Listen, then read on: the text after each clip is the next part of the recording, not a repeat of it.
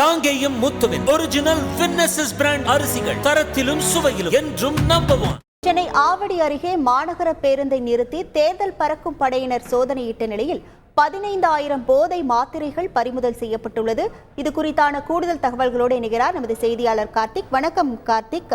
இந்த போதை மாத்திரைகள் பறிமுதல் செய்யப்பட்டிருக்கிறது. இந்த போதை மாத்திரைகள் வைத்திருந்தவர்களிடம் விசாரணை எதையும் நடத்தப்பட்டுள்ளதா? அவர்கள் மீது என்னென்ன நடவடிக்கைகள் எடுக்கப்பட்டுள்ளது? விவரங்கள்.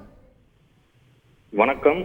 ஆவடி அடுத்த கோவில் பதாகை ஜெகஜீவன் ராம் சிலை பகுதியில தேர்தல் பறக்கும் படை அதிகாரிகள் சோதனையில் ஈடுபட்டு கொண்டிருந்தார்கள்.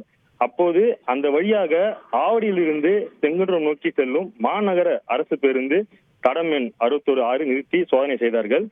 இதனை கண்ட பின்புறம் அமர்ந்திருந்த 3 இளைஞர்கள் மாநகர பேருந்திலிருந்து அவர்கள் வைத்திருந்த கைப்பையை விட்டுவிட்டு அங்கிருந்து தப்பிச் சென்றார்கள். தேர்தல் பறக்கும் படை போலீசார் கைப்பையை சோதனை செய்ததுல 20 லட்சம் மதிப்புள்ள 15,000 நைட்ரோ வீட் எனும் போதை மாத்திரை இருந்தது தெரிய வந்தது. இது குறித்து அதிகாரிகள் போலீசாருக்கு தகவல் அளித்தார்கள். தகவலின் அடிப்படையில சம்பவ இடத்திற்கு வந்த ஆவடி டேங்க் பேட்டரி போலீசார் அந்த பகுதியில தேடினார்கள். தப்பி அவர்கள் அருகில் இருந்த காலி மைதானத்துல முள்புதல் பதுங்கி இருவதை கைது செய்தார். அவருடன் விசாரணை மேற்கொண்டதுல முகப்பேர் பகுதியை சேர்ந்த சட்டக்கல்லூரி மாணவர் தினேஷ் மற்றும் ஒரு சிறுவர் என்பது தெரிய வந்தது. இவர்களிடம் ஹைதராபாத் மாநிலத்திலிருந்து போதை மாத்திரைகள் மொத்த விலையில் வாங்கி சென்னை சுற்றுவட்டார பகுதியில் விநியோகம் செய்வது விசாரணையில் தெரிய வந்தது. இவர்களிடம் மாத்திரைகள் யாரை குறிவைத்து விற்பனை செய்ய கொண்டு வந்தார்கள் என்பது குறித்து ஆவடி டேங்க் பேட்டரி போலீசார் தற்போது தொடர்ந்து விசாரணை மேற்கொண்டு வருகிறார்கள். முழு விவரங்களுக்கு நன்றி கார்த்திக்.